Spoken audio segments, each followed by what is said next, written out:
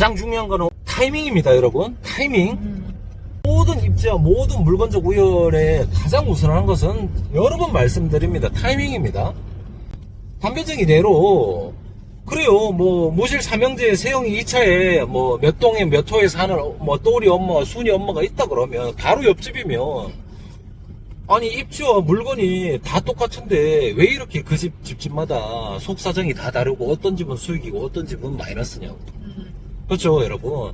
그 집을 언제 살고 언제 팔고 나갔느냐 이런 것 따라서 그 타이밍에 따라서 같은 입지에 같은 물건이라도 맞아. 차이가 나게 되어 있습니다.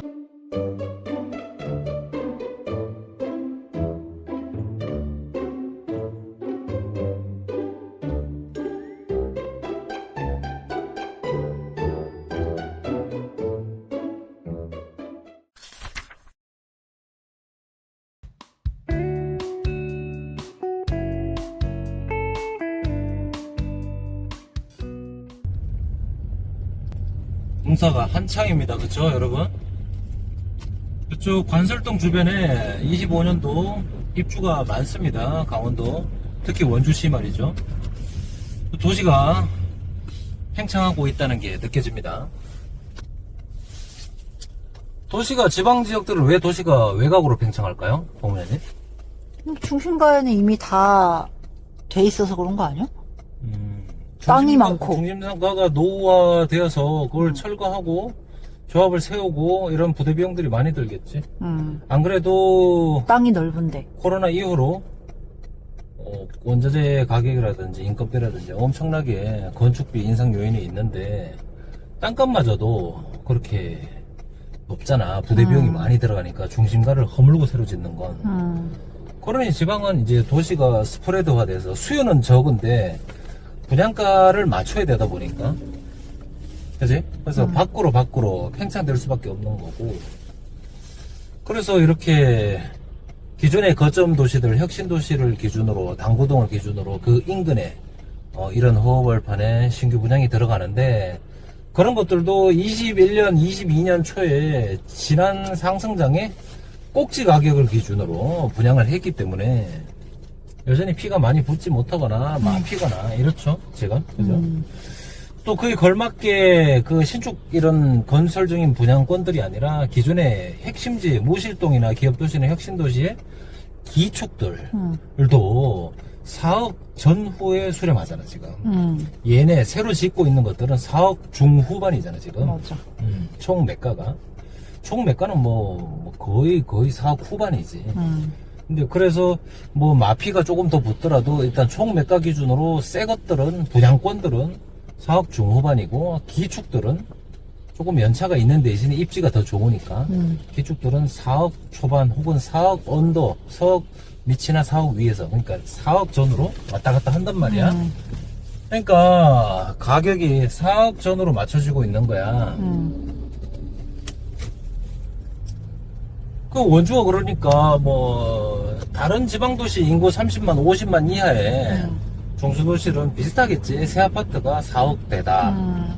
그리고 이름 있는 기축의 구축 아파트들은 뭐 4억을 전후한다. 뭐 이런 논리예요. 다른 지역들 봐도 그렇습니다.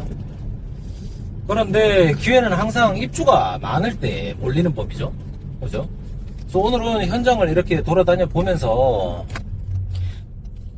실제로 어떤 기회가 입주장을 맞아서 있을지에 대한 얘기도 한번 나눠보려고 해요. 아, 저기도 벌써 힐스테이트랑 막 레미콘차 막 다니고 엄청 공사하지. 저 앞에도 유보로가 있고 여기 동문 이스트였고 저쪽 벌써 오른쪽에도 유승한 애들 있잖아. 맞아, 저쪽 오른쪽에도. 맞아. 그래서 여러분 항상 명심하셔야 될 게 저렴한 게 가장 최고의 큰 호재입니다. 저렴한 게. 뭐 인터체인지가 뚫리고 뭐 GTX가 들어오고 뭐 이렇게 엄청 플랜카드가 내부터 봐야 그런 것들은 심리를 뒤흔드는 요인이 될 수도 있지만 추세 자체를 방향을 바꾸지 못합니다, 여러분. 그죠? 특히 하락장의 호재는 호재로 해석이 안 되는 경우가 많습니다. 그죠?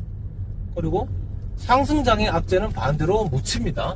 악재가 아니고 오히려 반대로 해석되는 경우도 많고. 그래서 호재와 악재, 뉴스 가십거리로 인한 부동산의 호재와 악재는 진짜 진정한 호재와 악재가 아니다. 저렴한 가격이 가장 큰 호재이고 비싼 가격이 가장 큰 악재이다 라는 논점이거든요. 그래서 지방 부동산은 아시다시피 전세가에 크게 연동합니다. 매매가가요. 전세가는 무슨 요인에 의해서 오르고 내리느냐? 결국은 금리와 입주 물량입니다. 그렇죠? 그래도 금리는 많이 낮아지게 되겠죠, 앞으로. 그죠? 금리 정말 높았을 때는 진짜 5%, 6% 갔잖아요, 작년에. 그래. 이제 떨어져서 뭐 4%, 정책 금리들도 4% 초반. 뭐, 그리고 뭐, 애 낳거나 이런 신생아 특례 이런 것들은 이제 3%대, 소득에 따라서 2%대도 있지만, 그냥 일반적인 신규 주담대, 신규 취급의 기준으로 아직도 4%대입니다. 하지만 뭐, 24, 올해 25, 26으로 갈수록 코로나 이전 금리로까지는 모르겠지만 금리가 안정이 될 것이고 대신에 21년도, 22년도 상승장에 엄청나게 분양해 놓은 것들이 이렇게 공사 중이죠. 그죠? 골조 공정률이 지금 거의 90%, 80% 정도 올라갑니다, 지금. 그럼 안에 내장재나 조경공사 이런 것들을 하면은 25년도 입주가 다 몰리지 않겠어요? 그죠? 그럴 때, 이렇게 좀 많이 올라갔습니다, 힐스테이트도.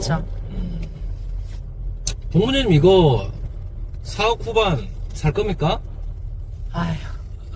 무실 삼형제가 싼 거는 3억 7천도 있는데 이거 그거랑 이거는 권력이 많이 차이인데 어쨌든 살 겁니까? 4억 후반 1억 차이 납니다. 자, 1억 차이. 무실 삼형제 가실래? 이거 살래? 나는 무실 삼형제로 가겠지.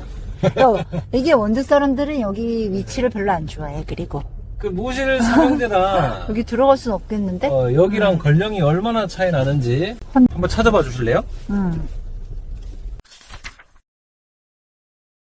그래서 여러분 원주의 신축들은 뭐 가령 예를 들어 총 매가 기준으로 뭐 4.7억, 4.8억이라고 볼게요. 그 다음에 원주의 대표 기축단지 모실 삼형제 세형 리첼 1, 2차 우미리는 뭐 3억 8천이라고 볼게요. 저가 기준으로 현재 구입할 수 있는 최저가 기준으로 호가 기준입니다. 더 할인도 될 수 있겠지만 일단 러프하게 3.8 대 4.8 그렇게 계산을 하면은 한번 나눠보세요, 여러분. 27%포인트가 차이 납니다. 집값이 4.8 나누기 3.8 이렇게 하면 그러면 두 개의 권령은 11년 차이거든요. 25년 입주고 걔는 14년 입주인가 이럴 겁니다. 그러면은 11년 권령 차에 27% 차이면 연간 뭐 한 2.5%포인트 정도 차이가 나는 겁니다, 여러분.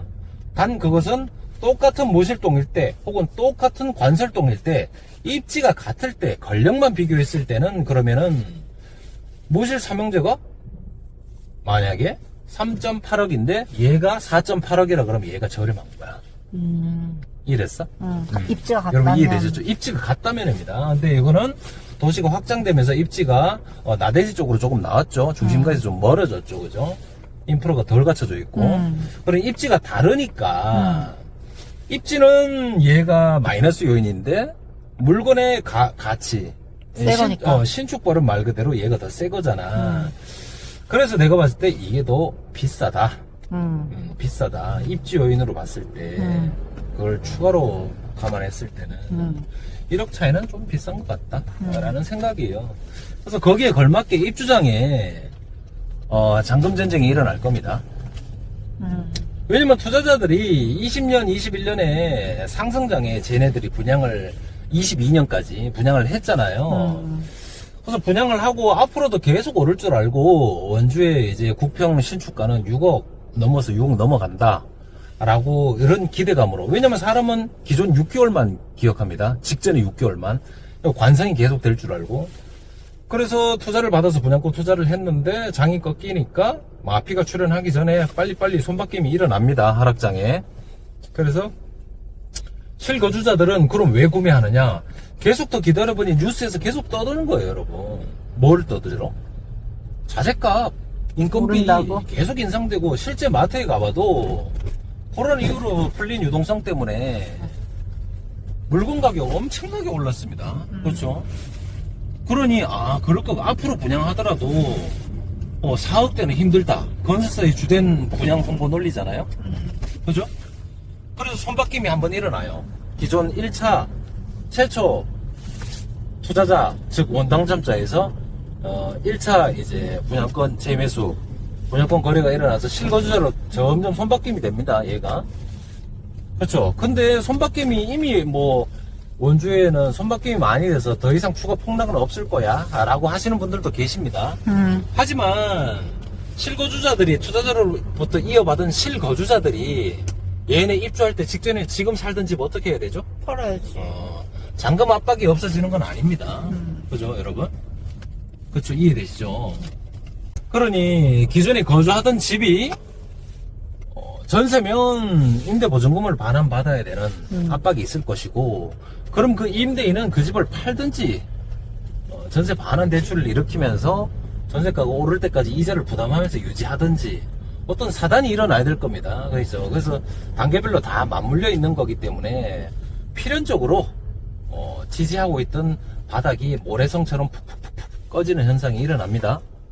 입주가 몰린 그 구간에 대해서.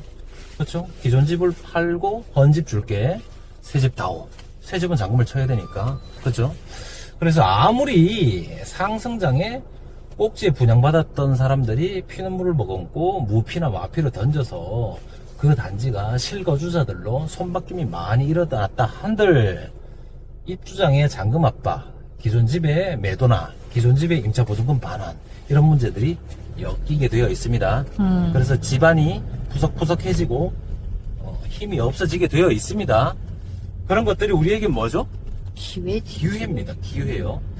그래서 이런 것들을 데이터적으로 관점에서 접근해서 아주 디테일하게 분석해 놓은 자료들이 네이버 블로그 펭귄과 파도 들어가시면 어제 글자로도 제가 글을 하나 올렸습니다. 재미로 알아보는 강원도 부동산 추세 전환 시점의 예고 이런 것들이 있거든요. 가서 처음 들어오시는 분은 아주 기괴하고 너무 수학적이고 통계적이고 이래서 조금 불편하실 수도 있습니다만, 근데 제가 어제 보니까 어제 글은 그래도 쉽게 잘 말로 풀어놨던데 어제 거는 보면서 좀 이해가 되더라고요. 최근 글 한번 읽어보세요. 근데 차트가 복잡하다 보니까 그 차트를 다 분해해서 생선까지 발리듯이 분해를 해서 여러분들에게 최대한 이해되기 쉽게 이렇게 한번 설명을 드려보려고 오늘 현장을 돌면서 어제 적은 블로그 글을 현장감을 살려서 이렇게 얘기를 해봤어요. 그래서 또 다음에 또 실제로 매수매도 어떤 시그널이 나와서 저도 행동할지 모릅니다. 근데 이거를 알고 행동하느냐 모르고 행동하느냐는 아주 큰 차이가 있겠죠, 여러분. 그렇죠. 그래서 이런 것들 미리 알아야 자금이 순환이 일어나게끔 미리미리 준비가 가능한 것이고요. 그렇죠. 원주의 내 집 마련 수요도 마찬가지입니다, 여러분. 투자하기 좋으면 내 집 마련도 하기 좋은 겁니다. 그렇죠. 이거는 실수요인데 나는 좀 떨어져도 괜찮아. 어차피 이거는 여러분, 그럴 거면은 전원주택 사셔야지, 막말로. 아파트에 투자하는 이유는 환금성, 그죠? 그리고 사이클의 등락을 타면서 자산으로서, 자산을 증식시키기 위한 재산, 말 그대로 자산으로서의 목적이 강한 게 아파트 살입니다. 그렇지. 내가 저렴하게 싼 값에 샀으면은 이자를 그만큼 덜 낼 것이고 괴롭습니다. 그런 게 있잖아. 집값이 내가 상값보다 떨어졌는데 이자가 오르내리면서 계속 유지비가 늘거나 세금 나가거나 이러면은 그거는 거짓말이지. 그래서 알면서 대응을 하셔야 되는데, 가장 중요한 거는 오늘 영상을 마무리할게요. 타이밍입니다, 여러분. 타이밍. 모든 것은, 모든 입지와 모든 물건적 우열에 가장 우선한 것은 여러 번 말씀드립니다. 타이밍입니다. 단편적인 예로, 그래요. 무실 삼형제 세영이 2차에 몇 동에 몇 호에 사는 또리 엄마, 순이 엄마가 있다 그러면 바로 옆집이면, 아니 입지와 물건이 다 똑같은데 왜 이렇게 그 집집마다 속사정이 다 다르고 어떤 집은 수익이고 어떤 집은 마이너스냐고. 그렇죠, 여러분. 그 집을 언제 살고 언제 팔고 나갔느냐 이런 것 따라서, 그 타이밍에 따라서 같은 입지에 같은 물건이라도 맞아. 차이가 나게 되어 있습니다. 갑자기 우리 살던 그 집 생각난다. 거기 1층에 엄청 고가에 들어왔던 집 있었잖아. 그러니까 같은 집에 살아도 옆집 엄마 또리와 순이 엄마의 마음은 다르다니까. 아파트 자산시장의 사이클을 모르면 그 타이밍이 가장 우선이고, 두 번째는 여러분, 뭐 원주에 GTX D가 뚫려서 뭐 시청 앞에 플랜카드 엄청 붙었습니다. 여러분, 그런 거 여러분 안 됩니다. 그런 걸로는 그런 호재 하락장이, 근데 상승장에 그런 호재가 나왔어 보십시오. 상승이 로켓처럼 올라갑니다. 근데 이미 하락으로 추세를 잡아서 있기 때문에 그런 GTX급 호재들이 실현 여부를 떠나서 아예 호재로 인식이 안 되고 있습니다. 그게 인식이 되었다 그러면 그 GTX 역사에서 가장 가까운 아파트들은 매물이 완전히 그 자취를 감추고 호가가 몇천 내지는 몇억 단위로 뛰어야 되는 겁니다. 근데 매물은 계속 적체되고 저가 경쟁이 일어나고 있죠. 그래서 부동산에 가장 인기 있는 부동산 유튜버도 폭락률, 하락률, 지방 망했다, 이런 것들이 인기가 있는 겁니다.